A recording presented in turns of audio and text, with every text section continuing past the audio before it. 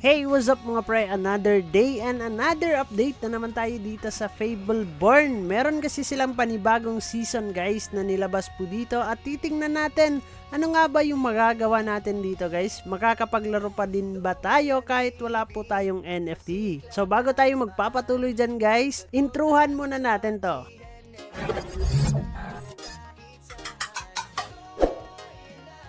So guys, dito tayo sa kanilang Twitter or X account. So, December 2, nagkaroon nga sila ng announcement na Fableborn Season 4 is officially live na nga po siya.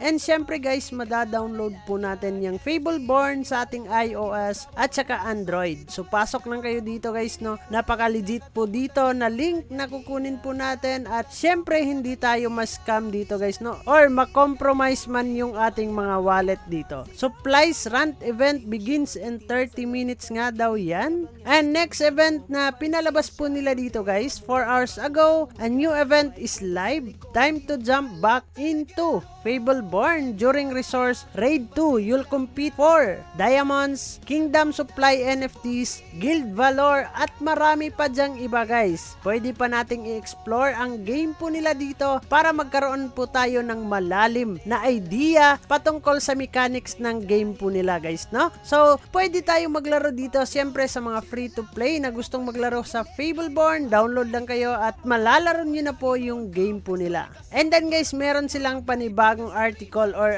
panibagong announcement then 19 hours ago. How to earn during Kingdom Conquest Epic 1 Staking Guide. So I think guys, merong mga NFT lang siguro yung mga makakasali dito, no? I don't think so. Wala pa akong idea. Kung gusto nyo magkaroon ng idea, pwede kayong pumasok sa kanilang Twitter or X account and then basahin ninyo guys, no? And then next 23 hours ago na nagkaroon sila dito ng announcement. When is Power Token? Ba siguro ngayon? 12.5? I don't think so. Nag-aantay pa ako ng legit na announcement galing dito sa Fableborn team guys. And then guys, December 4, Ronan Network na mismo yung nag-announce po dito, apply to the Fableborn S4 Guild Swords program now. Get support creating and setting your guild. Up to 25,000 USDT in support available for new guilds. Deadline to apply. Sino yung may gusto dyan na magkaroon ng guild po dito? December 7 na po ang deadline dito, no? Kung hindi kayo makakahabol guys, ay pwede na lang tayong maglaro po dito.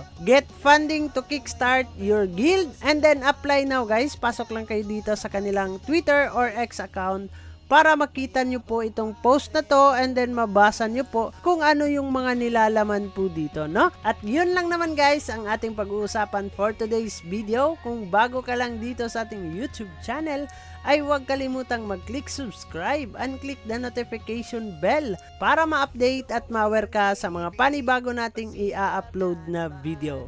So dyan na muna kayo guys. Ingat tayong lahat. Kita-kits soon in the next video and bye-bye!